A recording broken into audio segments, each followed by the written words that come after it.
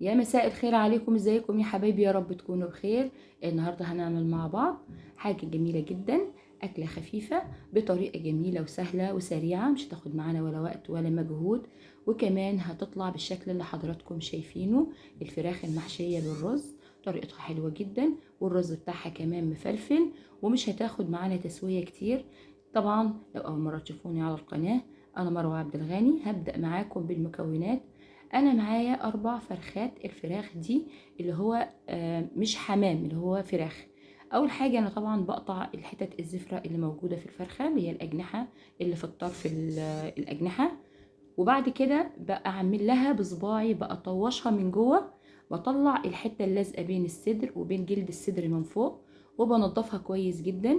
وكمان بنزل من تحت بقى انضفها. الحته دي بتبقى من جواها طبعا في المصارين بتاعه الفرخه، لازم نطلعها وننضفها كويس جدا، ونشيل اللي حواليها. وبعد كده بنقعها في محلول التنظيف اللي خاص بالطيور.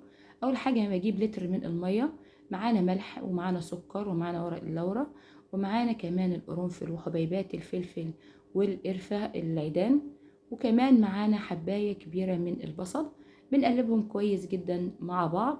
طبعا أهم حاجة تنظيف الطيور، لأن لو ريحة الطيور مش حلوة طبعا يستحيل هتقدري تاكليها، فحرام في الغلا اللي احنا فيه ده لازم ننظف الأكل كويس جدا. هنحط المكونات بتاعتنا دي كلها على الفراخ اللي موجود، طبعا كل واحد حسب كمية الفراخ اللي عنده، بس اهم حاجة المية تغطي الفراخ كله، بحيث ان الريحة بتاعت الزفارة ما تبقاش موجودة معانا خالص. بنغطيها كويس جدا بالشكل اللي حضراتكم شايفينه ده. بنجيب الاسترتش بتاعنا وبنقفل حواليها كويس. طبعا انا حطيتها في التلاجة من بالليل. لو حضراتكم مستعجلين ممكن قبل ما تبدأوا ب3 ساعات، يعني كل ما بتاخد فترة في التنقيع اكتر بتبقى افضل طبعا بكتير. بنجيب حلة وبنحط فيها 5 معالق من الزيت، عليهم معلقة كبيرة زي ما انتوا شايفين كده من السمنة، وبنقلبها كويس جدا. وبعد كده بنحط الرز ده كميته كيلو رز، انا هعمل الكمية بتاعتي كلها لاني هحشي منها، وفي نفس الوقت هخلي الباقي اكمل تسويته واكله مع الفراخ. هنقلب الرز كويس جدا مع السمنة والزيت. اهم حاجة المادة الدهنية بتاعتنا تدخل كويس جدا في الرز، بحيث ان هو ياخد معانا تسوية حلوة جدا، والزيت كمان بيدي للرز لمعة جميلة جدا في الاكل.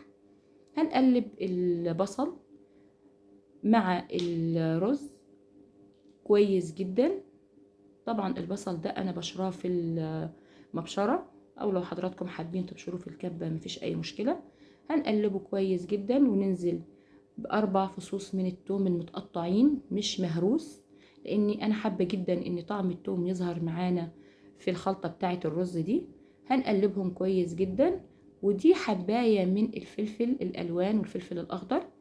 طبعا الفلفل ده بيدي طعم حلو قوي في الخلطة بتاعة الرز.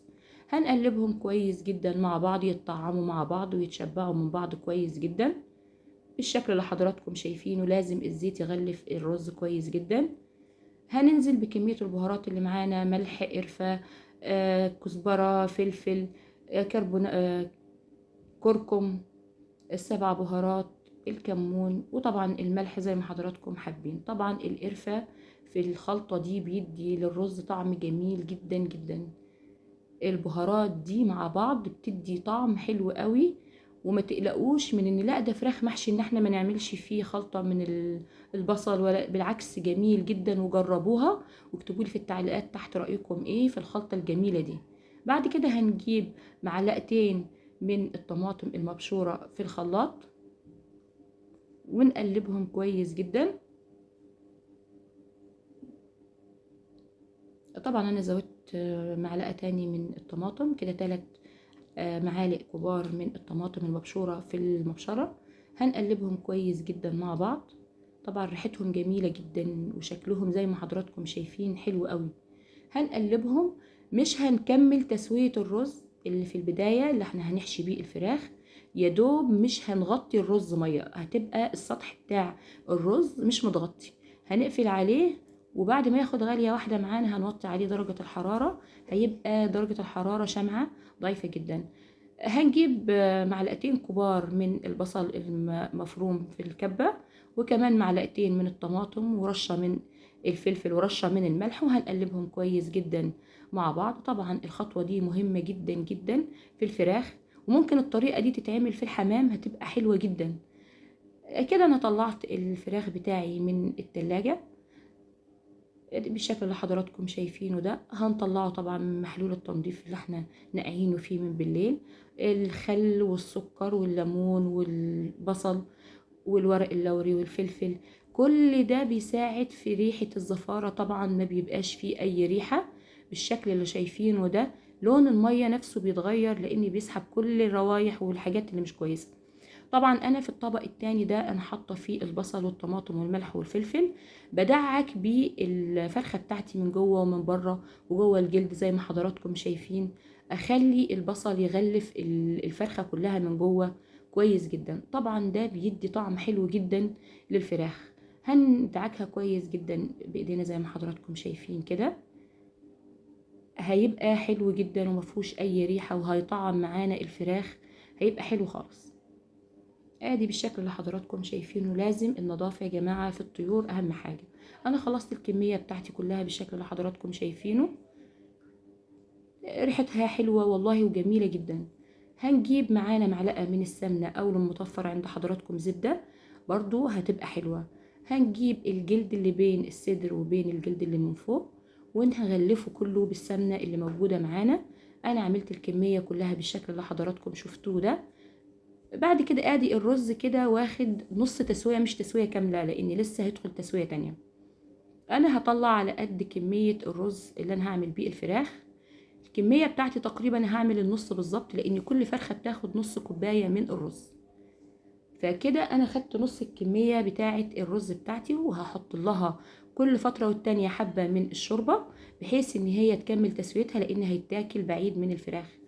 هنحشي الرز بتاعنا كويس جدا في الفرخة. واهم حاجة والنقطة المهمة جدا، لازم الرز يبرد، يبرد جدا، يعني ما يكونش فيه اي سخونة، علشان ما نديش للفراخ صدمة فما يستويش معانا من جوه، والفراخ يجيب الدم بتاعه وكمان الرز مش هيستوي. فاهم حاجة لازم الرز يكون بارد جدا. انا كده بحشي الفراخ وما بكبسش بايدي كويس لجوه، يبقى الفراخ واخد راحته جدا لان لسه هيدخل تسوية. لو زودنا كمية الرز احنا وبنحشي هيجي طرشق مننا لما يدخل المية، ومش هيبقى فيه رز، مش هيحتفظ بالرز بتاعه خالص. زي ما انتوا شايفين لازم الرز يبقى فيه مساحة وما يبقاش كتير. ادي بالشكل اللي انتوا شايفينه، ما نكترش الرز. كده انا هكمل حشو الفرخة بتاعتي وهقفلها كويس جدا. ادي بالشكل اللي حضراتكم شايفينه. انا طبعا ما عبيتهاش للاخر، واهم حاجة ان احنا ما نعبيش الرز كله. كده انا هكتف الفرخة في الحتة بتاعته من تحت. ادي هنفتح الفرخة من جوه ونكتف الرجل التانية فيها بالجنب، ما ندخلهاش في نفس الفتحة، تبقى تحتها بحيث ان انا اقفلها كويس جدا وما تجيش تتفتح معانا احنا وحطينها في المية او في الكيس الحراري بتاع اللي احنا هنسوي فيه. ادي كده اول فرختين انا عملتهم بالشكل اللي حضراتكم شايفينه. طبعا هندهن الفراخ بتاعتنا بمادة دهنية سواء زبدة او سمنة او زيت اللي متوفر عند حضراتكم. هندهنها من فوق كويس جدا. وانا حابة ان انا احطه في الكيس الحراري لان الكيس الحراري مش بيطرشق الفراخ الصغيرة بتاعتنا دي. طبعا انا حبيت ان انا اجيب الفراخ بتاعي يكون وزنه اقل من 400 جرام. ال 400 جرام هيبقى حلو جدا، لو 500 مش هيبقى وحش، بس لما الفراخ بتاعنا بيبقى صغير بيبقى طعمه مسكر وجميل جدا. طبعا انا جبت شويه من الخضار بتاعنا الطازه، بطاطس مكعبات، طماطم مكعبات، بصل مكعبات، فلفل اخضر. لو حابه تحطي كوسه، لو حابه تحطي جزر، اي خضار موجود عندك مفيش اي مشكله منه. اللي هيطعم الفراخ جدا ويديله طعم من المزازه الليمون. انا بقطع ليمونه، بقطعها مكعبات صغيره زي ما حضراتكم شايفين كده، وبحطها مع الفراخ. بقفل الكيس الحراري بتاعي كويس طبعا زي ما حضراتكم شايفين بالسلكة بتاعته كده. احنا قفلناه وتأكدنا ان الهواء مش موجود جوه. هنجيب مرقة دجاج، المرقة دي طبعا اختياري براحة حضراتكم، وبعض الخضار اللي بقى معانا، ونحط مية سخنة في الصينية بتاعتنا. وبعد كده بنقطع قطعين او 3 في كيس الحراري، وبعد كده بندخلهم في الفرن. طبعا البخار بتاع الكيس الحراري هو اللي هيسوي الفراخ بتاعتنا. وبعد ساعة الا ربع انا طلعتهم من الفرن. طبعا درجة الحرارة كانت متوسطة عشان ياخد راحته في التسوية. الشكل اللي حضراتكم شايفينه اللهم بارك جميلة جدا جدا اللون بتاعها. طبعا نخلي بالنا احنا وبنفتح الكيس لان بيبقى سخن جدا. الفراخ مستوي جدا جدا ولونه حلو زي ما حضراتكم شايفينه. طبعا ما بياخدش وقت ابدا وما بيطرشقش مننا احنا وبنعمل التسوية بتاعته في الكيس الحراري. الكيس الحراري جميل جدا في الفراخ بالشكل اللي حضراتكم شايفينه. طبعا كل واحد بيضاعف الكمية بتاعته حسب ما هيعمل العدد بتاع الفراخ. شكله جميل جدا والرز مفلفل. وكمان الرز اللي انا عملته بعد ما حطيت له شوية من الشوربة اللي هو تحت الفراخ ده جميل جدا ومفلفل ومستوي. ادي الفراخ زي ما انتم شايفين مستوي جدا وطعمه حلو قوي واخد تسويته بشكل جميل، والرز اللي جوه مش معجن وكمان مستوي ومفلفل. عجبك الفراخ المحشي اعملي لي لايك وشير واشتراك للقناة وفعلي زر الجرس عشان يوصلك كل جديد.